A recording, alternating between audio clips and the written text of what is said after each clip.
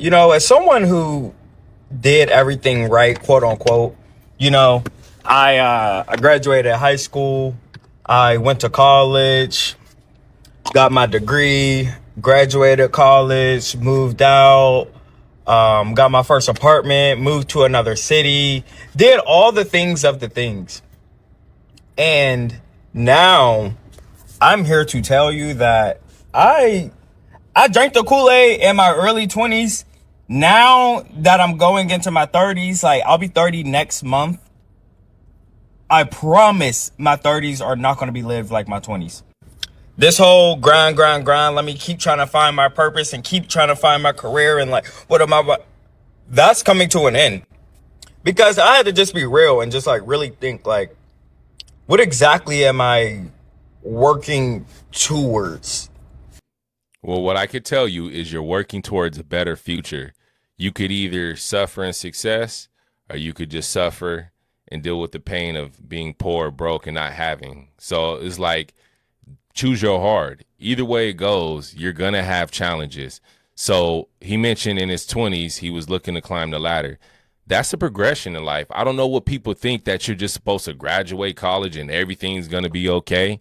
It's just like, for whatever reason, this younger generation believes that now in this given time is just the worst possible time it's ever been. No, it hasn't. If you really look at the data statistics, there were rougher, tougher times in this economy. When I was coming out of college, it was 2008 with the mortgage crisis. Like, you don't get it. Like, it was horrible. Like, the job market sucked. People that were graduating, careers were collapsing. People were jumping off of buildings because the stock market crashed. Like, they were, unaliving themselves. It was a really bad situation. But for me, it's like, okay, you have the opportunity to look at this and say, hey, can I take advantage of this and do something about it and make sure that I'm successful no matter what I'm facing? So I could have given up. It looked grim. It didn't look like there was going to be opportunity. You graduate and all you know is all of a sudden, like, the floor is pulled from under you. And that was happening for a lot of people in that time. So it's just like, I hate when hate's a strong word, but I hate when people complain and act like this is just the worst time it's ever been, dude. I could tell you, being in your 20s, there's a lot of figuring it out as a man, especially being in corporate America. There's things you could do. What degree did you go to school for? That could be a problem. You're not really using a logical approach and saying, all right, I went to school for this. Is this industry going to survive? Because things have changed so much with AI, automation, and technology. It's like, okay, will this give me the life I want? And people don't ask that question. I think we're too focused on just getting a degree, and you think getting a degree is enough. It's not enough. I'm sorry, we don't live in that time anymore where you can just grab a degree and you'll be fine. Like I said, it's a barrier to entry, and they've relaxed that barrier entry for a lot of companies. If you look, they don't even require a degree anymore. They want experience. And what you can do is utilize technology, the information wave that we have. You can learn anything online. Trust me, anything online. If you have the dedication and the ambition to do so, you can learn anything online. So, one question, what did you go to school for? Two, not to judge, I don't know how far you're going to get in corporate America with a neck tat. So let's just be real, bro. Like, whether you like it or not, this is the system we live in. How far can you get with a neck tat? Like, let's just be honest. There's not a clear thing that I'm like really working towards. Am I working towards owning a home? No, I don't give a fuck about that. Am I working towards upgrading my life? Am I working towards buying a Benz? No, I don't give a fuck about that shit. So like, what exactly am I working towards? Like, the whole goal in America is literally to be the top consumer, and I'm not subscribed to that. Like, I do not care about being the number one consumer and the number one hardest working slave in the country. Like, that is not what I want to aspire to be. That's not what I aspire to do. And I can agree with him. We've been psychologically brainwashed to be a society of consumers. Consumerism is prominent amongst everybody. You see the expensive car notes, the keeping up with the Joneses, trying to get a house just because. And then you got a lot of people that jumped into that American dream saying, oh, I want to be a homeowner. And then they figure out it's not as beautiful or luxurious as we thought it was. You have phantom costs, expenses to keep up with a home. And not only that, let's say, for example, if you're in an area where property taxes are steadily raising and high, your cost of living is continuing to increase. And then, all right, let's say if you want to do an investment property, you want to invest, now it's like, all right, the property value has increased, so your taxes are increasing. And then if you're in an area where there's HOA fees, you have to worry about that. I'm in Vegas, it's hot. Everybody's AC is breaking right now. So it's like geography, where are you at? What are some of the likely repairs that you'll have to experience? And a lot of people don't think about that when they're going into purchasing the home. So I agree with them 100%. We've been put in a consumerist mindset where we think we have to keep buying. You keep upgrading the house, keep upgrading the car, upgrading to designer clothes, handbags, always having that luxurious vacation. We don't have to live that life. So just because everybody else is doing that, you could still live in America and not adhere to that lifestyle. It's up to you. What do you want to do? Because there's going to be challenges no matter where you go. You just pick your heart, man. You really got to pick your heart. I don't aspire for most material things. And I think it comes with age that I'm not impressed with what anyone has. Like, no one impresses me with what they have. I don't care about what you have because what, you going to give me it? No. So why do I give a fuck?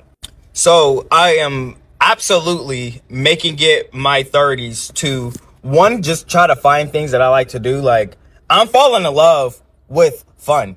I'm falling in love with the game. Like, I'm tired. I'm done with the whole, like, I'm just trying to work and I want to be the CEO of a big company and blah, blah, blah. All the shit that they fed us when we were kids, bro, I'm not even entertaining that shit no more. And like, there's a lot of people that are like, like they still want to climb the Cripple ladder, and that's okay with them, but I'm literally not.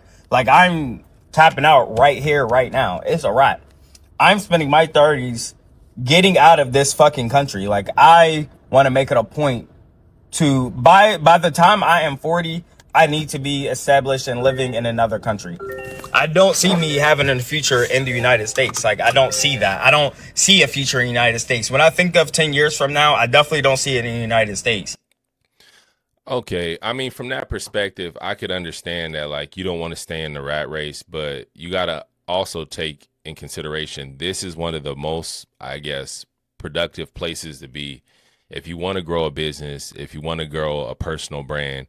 I mean, you can do it anywhere in the world, but most people want to come to the U.S. or they want the intention for the U.S. So it's like, this is one of the largest markets. And like you said, we're consumers. So it's like, you can build a brand or a business and you can do that where you live. So it's like, there's a lot of people that are arbitraging to be able to have a lower cost of living, like digital nomads that move to another country. So I could see that. Yeah, there's actually, I guess some advantages of going that route. And to me, it's like, I already see, like, it's not because I think you can't survive in America and this and that. Like, I literally moved to another state to lower my cost of living, So for me, it's like, I want to see the world, one. And if I could be able to live 3 months here, 4 months here, experience the culture, have a lower cost of living in retirement, then for me, that's beneficial because my money stretches further. So it's like, yeah, but I would still miss the U.S. I still want to come back, see family and friends, and be able to enjoy some of the benefits and the luxuries that we do have here. Yeah, because I've kind of moved away from consumerism, but I still enjoy nice things. So I'm not taking that for granted at all, but I do want to travel and see the world. So I could understand from that perspective. So, yeah, I get you, young man. And if I did, it would be foggy because, like, I don't see a future for myself here, if that makes sense. I'm just not seeing it. So I really say this all to say is that I've literally seen everything that this godforsaken country has to offer. I see how they treat all the different races. I see how black people are treated in this country. Y'all, like, there is nothing, I hate to sound like this, but there is nothing left to fight for. Like, this place, there is no saving this. Like, this whole America is literally just a big experiment that they've been experimenting for the last 200 something years. And bro, like, I am exhausted. Where's the delusion? Do you think that there's not like problems with other regions or government or infrastructure? You don't think they've been going through like hardship or turmoil? Like you think you're just gonna leave another country and there's no corruption? Like, I'm sorry, suck it up, bro. Life is hard. Life is hard. There's nothing easy about life. And what you guys are really negating is that no matter where you go, you're going to have your challenges. There's a lot of other countries that are racist too. You think you're only going to experience racism in America? No, you're not.